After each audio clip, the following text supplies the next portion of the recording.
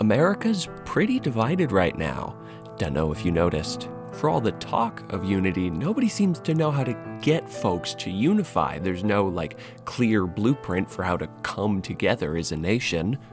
Unity usually spurns from tragedy, but at the moment we can't get parts of the country to agree on what's a tragedy.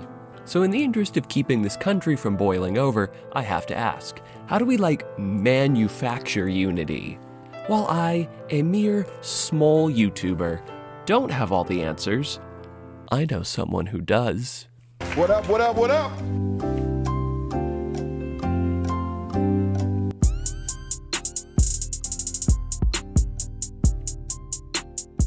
Hey y'all, welcome back. So let's cut to the chase here. America's in a kinda dark place right now. One of the main issues seems to be a lack of understanding the needs of others, an inability to look past our own experiences to relate to the unique lives of other human beings. Simply put, Americans lack solidarity. Folks vilifying immigrants as violent criminals and terrorists, when the majority are peaceful, impoverished folks simply escaping turmoil in their homeland. I think we all know who spreads this nonsense. You also see it when folks scoff at images of impoverished life, when they themselves have never experienced those hardships. Our inability to sympathize with each other, to come together in solidarity, is one of our biggest hurdles right now. No matter the issue, there's no progress to be had when large chunks of the country think what's happened is fine, actually, which is why I'm starting a series. I want to analyze some art to find a way to achieve solidarity, to look for a framework people can use in their daily lives to better understand each other. For today's video, I'll look at Saturday Night Live's Black Jeopardy series and see what it can teach us about solidarity. These sketches are pretty decent, and since I shat on SNL the last time I made a video about them, I figured I'd give them credit when warranted, so without further ado, let's go.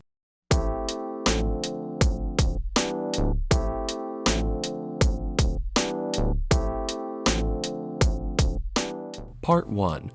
Understanding solidarity, a definition and a formula. First, let's define exactly what I mean when I say solidarity. I scoured many a dictionary in search of a solid definition for you folks. Lo and behold, Wikipedia's is the best. Solidarity is an awareness of shared interests, objectives, standards, and sympathies, creating a psychological sense of unity of groups or classes. It refers to the ties in society that bind people together as one. Bellissimo definition right there, really covers all the bases I was looking for. It stresses solidarity's nature as a mindset, an awareness, and that whatever shared interests we might discover bind us together as one force, linked in opposition to something. To put our definition into practice, an example of solidarity would be when Islamic groups came together to support the Tree of Life synagogue after it was attacked and some of its members tragically killed in 2018. These two groups of people practiced different religions, so you might assume they'd struggle to connect, but the leaders of various organizations and mosques recognized a shared experience, one of religious persecution by right-wing extremism, on top of just the general shared humanity when losing members of your community. So they took big steps to ensure the synagogue got the resources and help it needed. That right there is Solidarity 101. Helping folks out even if they come from a different group than you, particularly when you share an experience with said other group. So when I go on about solidarity, no, I'm referring to a general, collective sense of unity between different peoples. So, where does Black Jeopardy fit in? Each skit takes its host and two contestants, members of a shared group, throws one newcomer into the mix, and asks a variety of Jeopardy-style questions. The guest is taken aback by the kinds of answers the game is expecting, as their mindset differs from the regulars who populate and those who write the show. By making the answers specific to the dominant group, it kind of gamifies understanding where someone's coming from. In order to score points and win, you have to be able to understand this new group of people to predict what kind of answer they might give. The Black Jeopardy game room acts as a sort of liminal space for the newcomers to ask questions and try to understand these folks, a safe space, if you will. And through the trials and tribulations of answering questions, the newcomer and host come to understand each other, with glee at their newfound solidarity. It's like a Socratic dialogue with the express purpose of getting disparate groups into a room to hash out their differences. But to understand how the guests achieve solidarity, we first have to understand the game's in-group. If the title didn't clue you in, the main group in Black Jeopardy is black people, but it's important to note not black people generally. The regulars of Black Jeopardy are working class, living paycheck to paycheck, evidenced by, among other things, a number of ads that run in the skit's commercial breaks. Car tape, the best tape for fixing your car. Car tape. The only group that'd commodify car tape is a group that struggles to afford a window replacement. Or there's used to hold margarine. Versatile plastic containers that used to hold margarine. Put whatever you want in them. Again, the only folks who'd have a shared experience around reusing Tupperware are those who can't afford new ones. They also discuss their financial woes, like when asked about paying fees to check luggage, they respond, "Looks like I'm gonna fly to Jamaica with a 50-pound suitcase in my lap." Yeah, you're damn right. You're damn right. On top of that, the group shares a distrust of police and, more broadly, the state. I don't know you. You ain't put me in the system. That's right.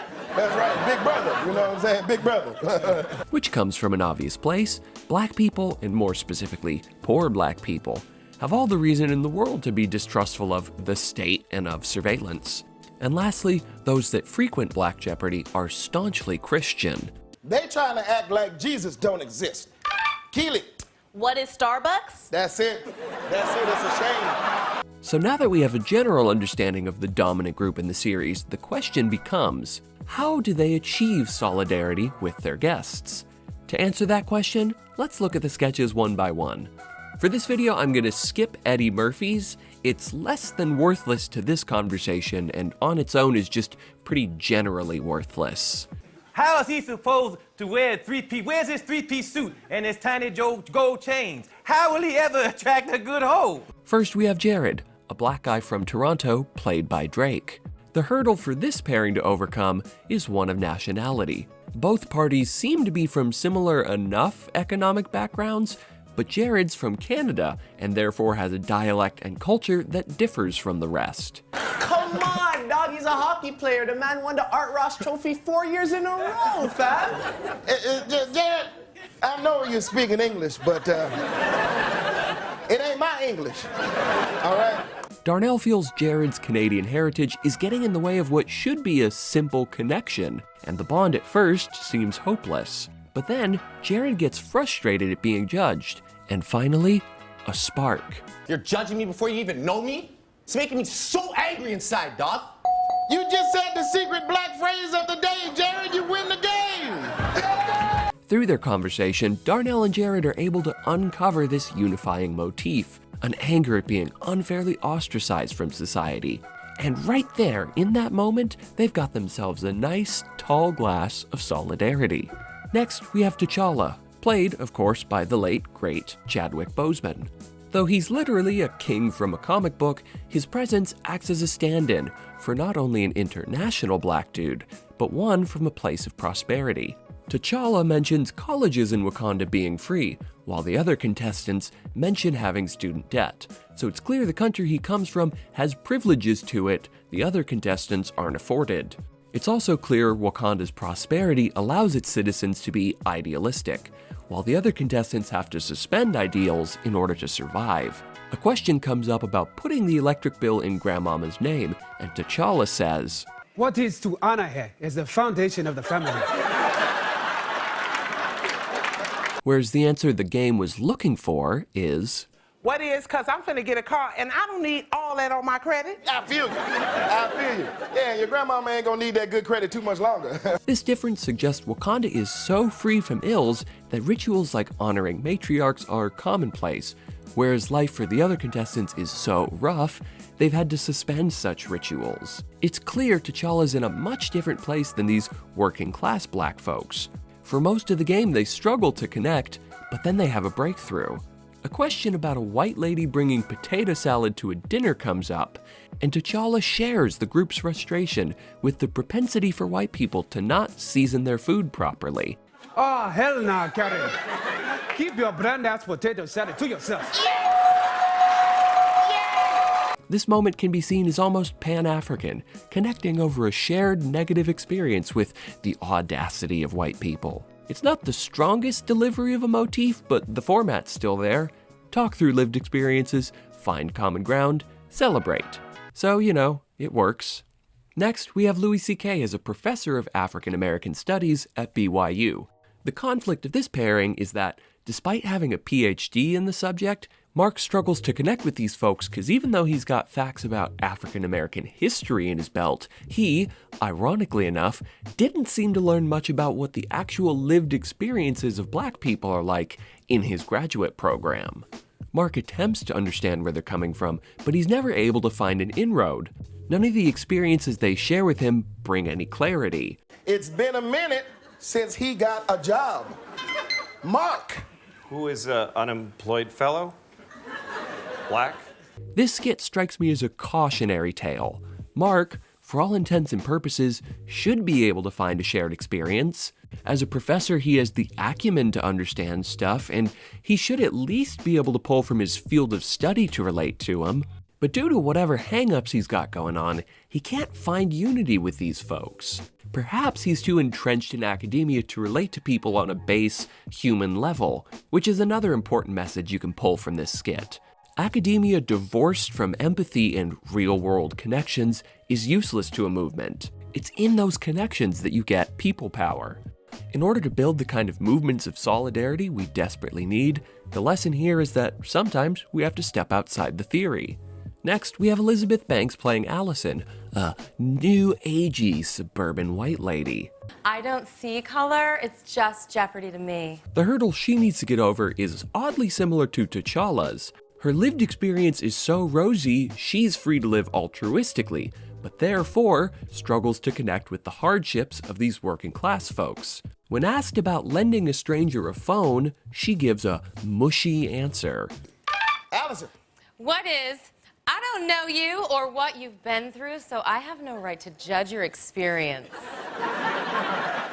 No. While it's cool she's considerate of this made-up dude's hardships, it's a consideration that comes from a place of privilege, one the other contestants aren't afforded.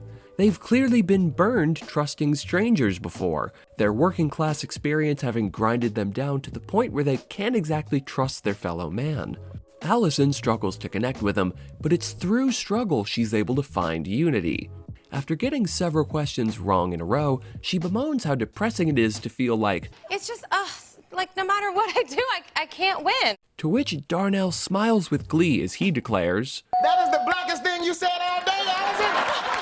All the points go to you! she could have had the most pampered, 100% carefree life up until now. But in this very moment, she's given a peek into the rough lives of these working-class black people, and thus, through the struggle of the game, they've achieved solidarity. I dated a black guy once, so... Lastly, we have the one skit you're statistically most likely to have seen already, Tom Hanks playing Doug, a Trump supporter. Darnell chuckles at most contestants, but it's clear Doug's presence is especially funny to him. Likely, he assumes Doug's really gonna struggle to connect with folks, but in a twist on the skit's formula, Doug and the other contestants hit it off. They all play scratch tickets. They all have dudes in their community they can go to fix cars for cheaper than a mechanic. And in the clearest moment of connection throughout all the skits, Doug and Darnell bond over their love of Tyler Perry movies. If I can laugh and pray in 90 minutes, that is money well spent. Oh, you know what, sir? I really appreciate you saying that. No, it's all good. It's all good. The simple beauty here is how seamless this connection is. Everyone else has a hard time connecting, but they're from groups you'd assume would connect easily, like a professor of African American Studies or a sympathetic white suburban lady.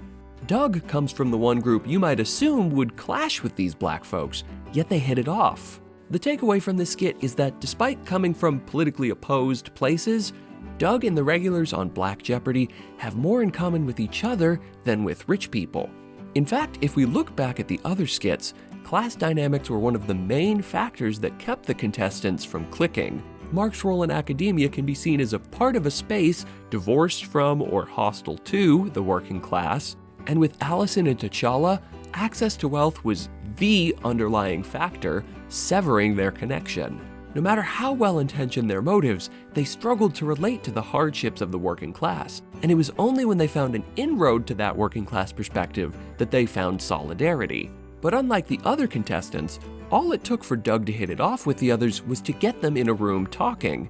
In other words, if we can get past the identities used by rich people to divide us, we'd have a lot in common.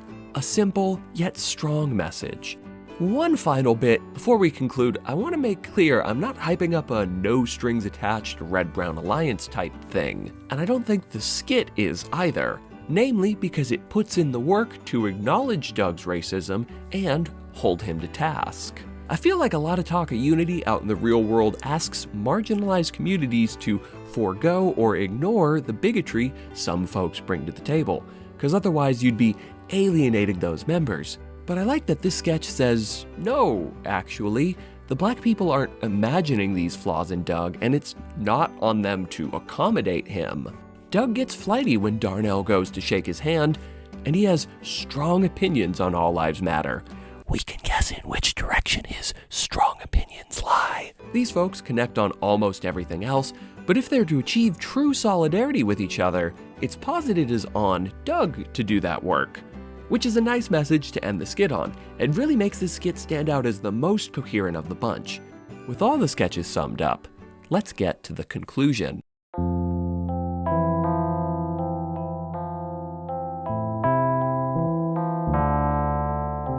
Part 2. Conclusion. While at times clunky, these sketches offer a basic framework for how to create solidarity. They use rigid, Socratic-like dialogues to find common ground and suss out similar experiences. And the places they find common ground are different for each guest. It's not just one singular experience they bond over. The Black Jeopardy series shows us that the secret to achieving solidarity with our fellow humans is a rigid process of sharing our experiences back and forth until we find a nugget of humanity that binds us all, and perhaps even more importantly, hyping up and celebrating those common bonds. There are definitely pieces of art that showcase solidarity better than these sketches, but those are for future videos. But for now, the approach they offer for finding solidarity with people is a solid baseline. Anyway, thanks for watching, everyone. If you enjoyed this video, make sure to toss me one of them likes and subscribe down below. Make sure to ring that little bell and set the notifications to all so you can know the exact nanosecond I release my next video. Shout out to all my lovely, solidarity-filled patrons, like those whose names are currently on screen. On top of generously supporting me, patrons get access to exclusive and early content, like rough edits of every video and unreleased behind-the-scenes footage. So be sure to join me on Patreon if you want access to all these goodies. Make sure to share this video on whichever social medias you frequent, it really helps the channel out. Also, be sure to follow me on Twitter, because I make a useful observation there at least once a week. Thanks much, and I'll see you next time.